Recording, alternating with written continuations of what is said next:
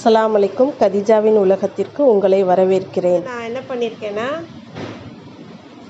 நல்லா சுத்தமாக உப்பு போட்டு உரசி மஞ்சத்தூள் போட்டு அலசிட்டு அரிசி களைஞ்ச தண்ணியில் இவ்வளோ நேரம் போட்டு நான் அப்படி போட்டு வச்சிட்டோன்னா நமக்கு கவுச்சி வாடை வராது, மீன் நல்லாயிருக்கும். அதுக்கப்புறம் இப்போ என்ன பண்ண போகிறோம், ஏன்னா குழம்பு கொதிச்சிருச்சு. நம்ம இப்போ என்ன பண்ணுறோம், கொஞ்சம் நேரத்துக்கு அந்த தண்ணி வடிகிறதுக்கு இந்த கூடையில் வச்சுருவோம். தண்ணி வடிஞ்சதுக்கப்புறம் நம்ம மீன் குழம்புல போடலாம்.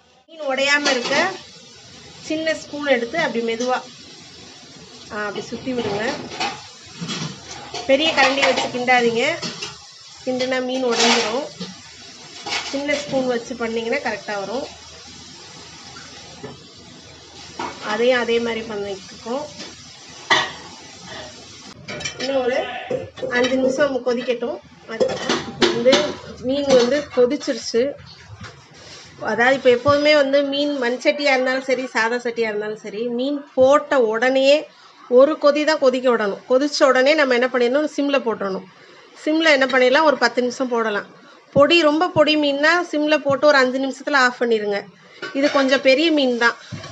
இந்த பாருங்கள், இங்கேயே கொதிச்சுட்டு தான் இருக்குது. அந்த கொதி வந்துட்டாலே நம்ம சிறுத்து போட்டுறணும். நல்ல சிம்மில் வச்சுருங்க.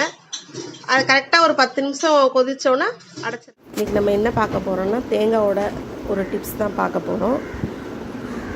இந்த தேங்காய் எங்கே வச்சுருந்தாலும் நமக்கு தூசி ஆயிடுது. அதை நம்ம அப்படி ஆகாமல் இருக்கிறதுக்கு தான் நான் இப்போ அதை டிப்ஸ் சொல்ல போகிறேன். இது காய்கறி சுற்றி வைக்கிற பிளாஸ்டிக், அது ஒரு விதமான பேப்பரை, அதை நான் இப்போ சுற்றி வச்சுட்டேன்.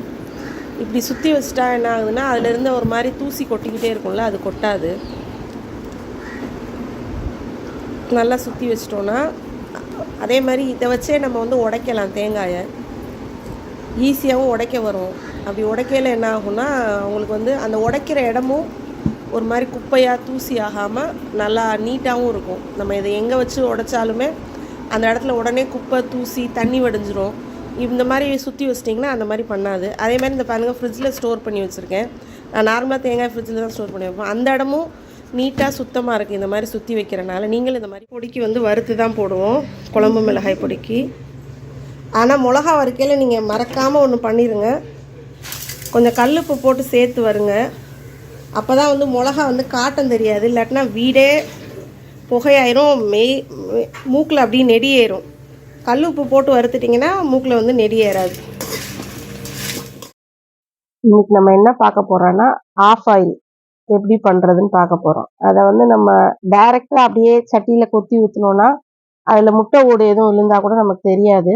அதனால் இந்த மாதிரி கிண்ணத்தில் ஊற்றிக்கிட்டு பொறுமையாக மெதுவாக ஊற்றினோன்னா அது உடையாமல் இருக்கும். நார்மலாக வயசு பிள்ளைங்களுக்கு, இப்போ ஒரு வயசுக்கு வந்த பிள்ளைகளுக்கு பச்சை முட்டை கொடுக்க சொல்லுவாங்க. அதுங்க குடிக்காதுங்க. அந்த மாதிரி உள்ளவங்களுக்கு இந்த மாதிரி ஆஃப் ஆயில் போட்டு உப்பு மிளகுத்தூள் எல்லாம் நம்ம போட்டு கொடுக்கையில அதுங்க விரும்பி அப்படியே சாப்பிட்ருங்க. இது அப்படியே சாப்பிட்ரு அப்படின்னு சொல்லி கொடுத்தா சாப்பிட்ருவாங்க. அப்போ நமக்கு அந்த சத்தும் கிடச்சிரும். பொதுவாகவே டீனேஜ் பசங்களுக்கும் சரி, வயசு பொண்ணுங்களுக்கும் சரி, இந்த மாதிரி செஞ்சு கொடுத்தா அதுக்கு அப்படியே டைரக்ட் சத்து கிடைக்கும்.